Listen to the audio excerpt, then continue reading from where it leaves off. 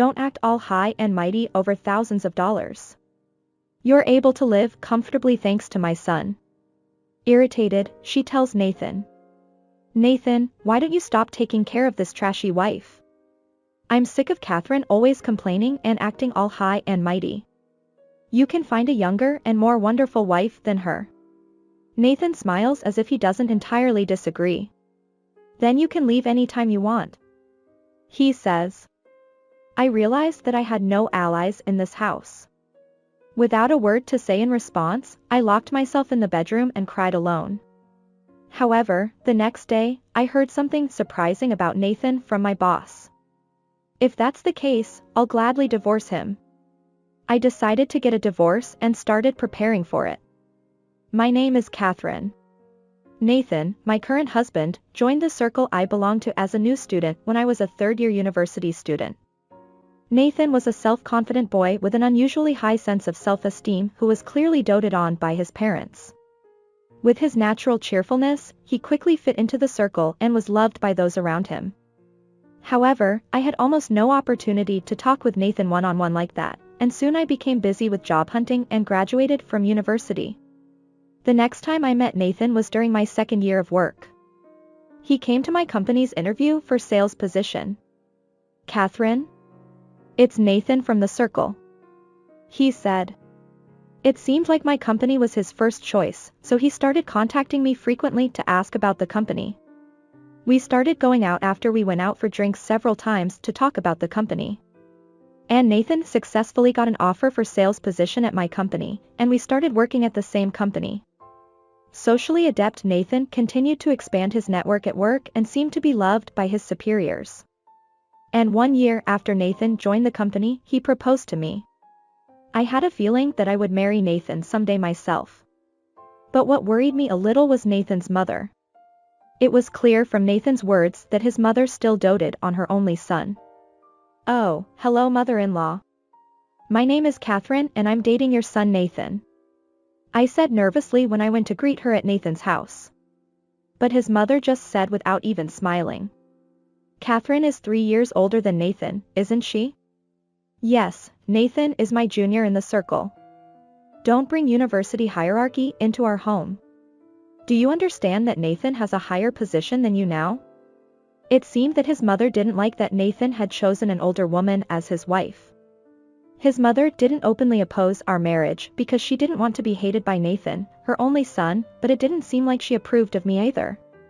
Even after we got married and started our new life in our new home, every time we visited Nathan's parents' house, his mother would complain about me in a petty way.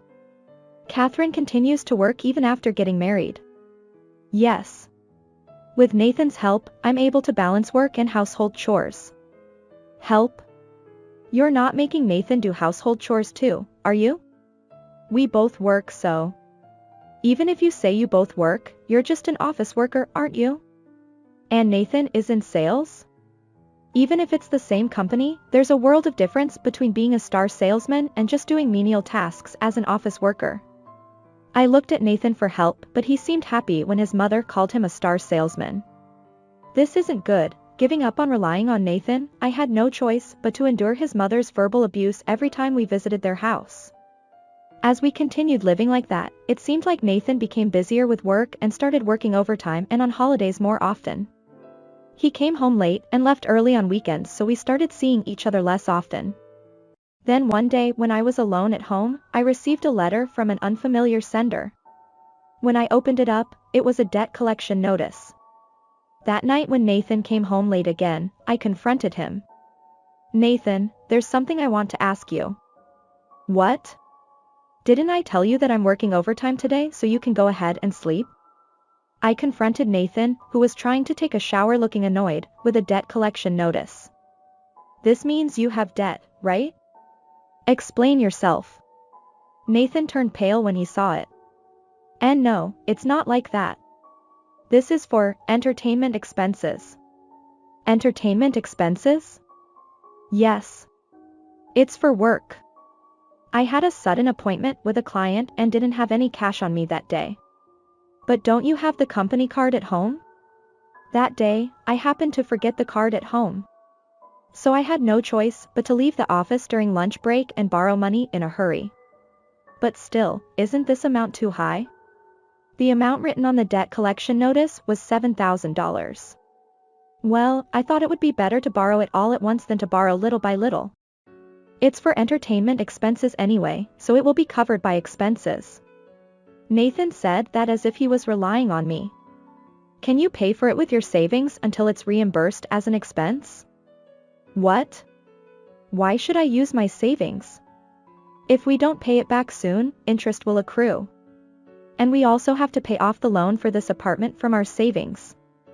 I wasn't entirely convinced, but I couldn't bear the thought of paying such high interest. So I hurriedly transferred $7,000 from my account, which I had been saving since before we got married, to repay the loan.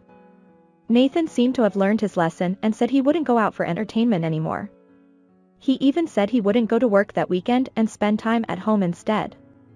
Oh, by the way, why don't we visit my mother after so long? I wasn't too keen on the idea, but I felt sorry for not having visited her since Nathan got busy. So I went with Nathan to visit his mother after a long time. His mother was overjoyed to see her son after so long. She was still cold towards me as usual, but I had given up on caring about that anymore. Whenever his mother seemed like she was going to complain about me, I would stand up and go to the kitchen. It was better to be busy making tea than listening to her verbal abuse. As I finished preparing tea and headed back to where Nathan and his mother were sitting, their loud voices stopped me in my tracks. Is your married life really going well, Nathan? You're not being bossed around by Catherine or anything like that, are you? Nathan answered in a self-important tone in response to his mother's voice of concern that I had never heard before. Of course not. Catherine does whatever I say about housework or money. She even hands over her savings whenever I ask her to. I couldn't believe what I was hearing. Was he talking about me taking on his debt the other day? Nathan continued. If there's anything you want, just tell us. Catherine still has plenty of savings left, so she'll buy you whatever you want. That's right. Thanks to Nathan, an old hag like her was able to get married, so she should do something in return. His mother said with a laugh. I couldn't take it anymore and spoke up. Please stop this already. The two of them looked surprised at my voice. That savings is money that I've been saving little by little since before we got married for our future. And besides, I didn't give anything to Nathan. We just agreed that he would borrow it until it was reimbursed as an expense. Nathan said as if he were clinging on to me. Then when it's reimbursed as an expense, why don't you buy something for your mother with that money? You've ignored her all this time as your wife, so you should do something as a son-in-law. Nathan didn't seem convinced by my appeal at all. His mother agreed with Nathan's words. Nathan is such a kind son.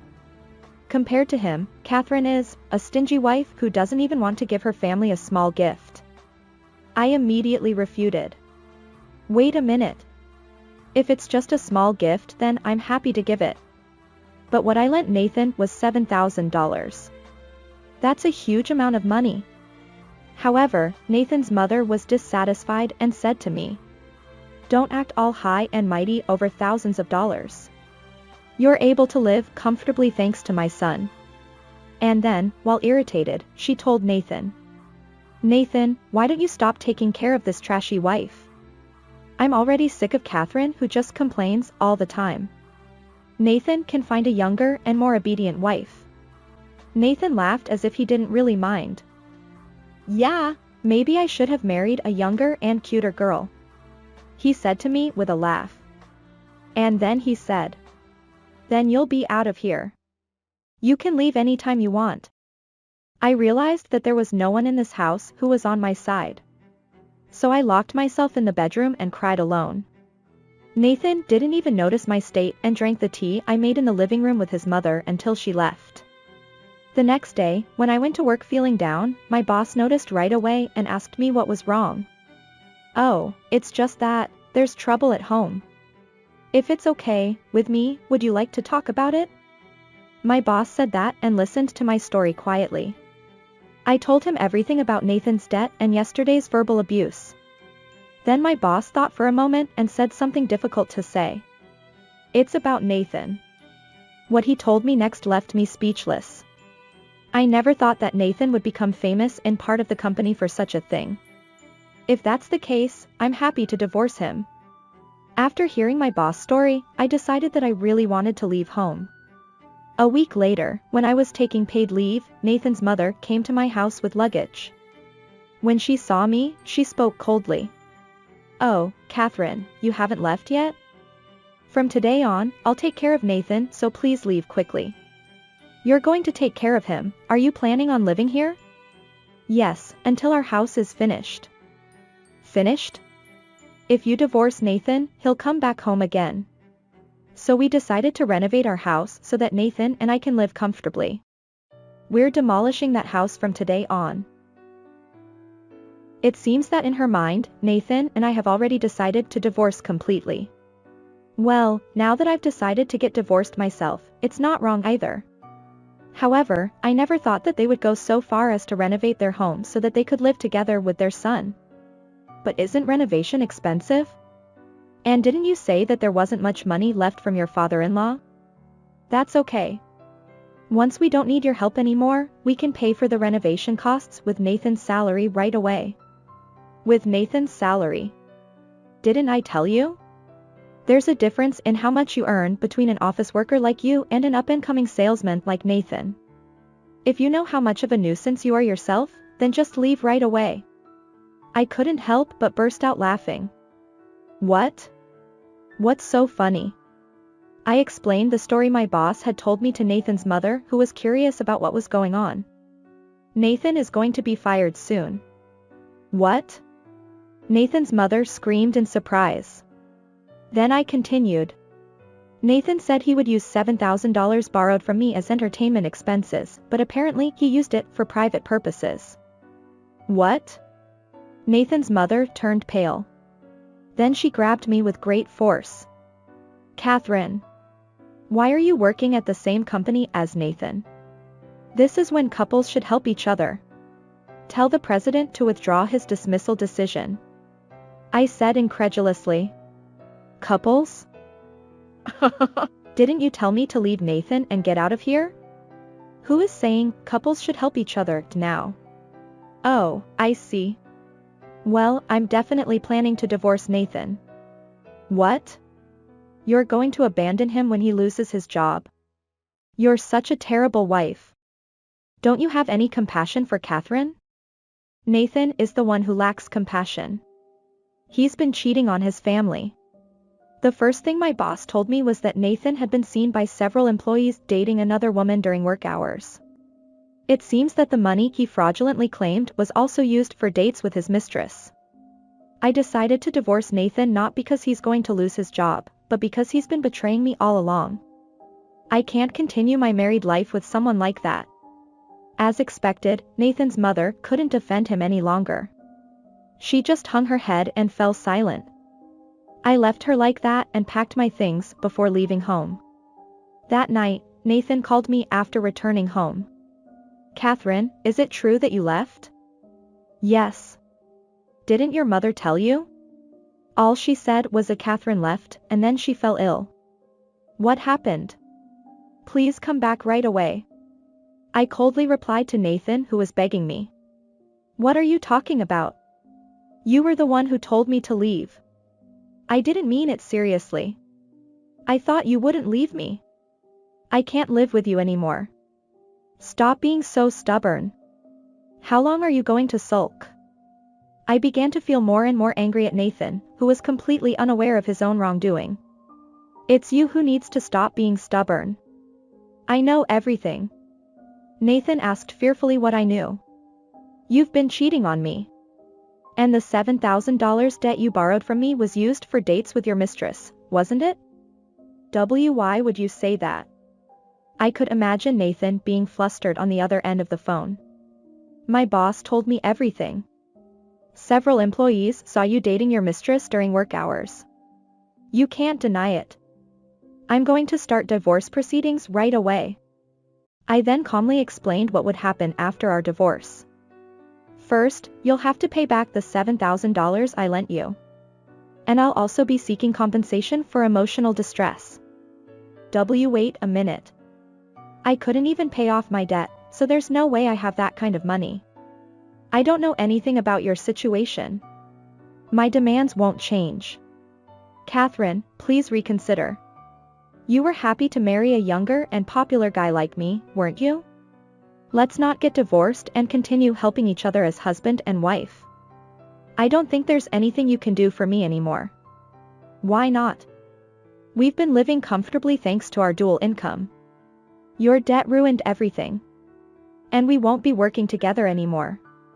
You're fired. Fired? Me?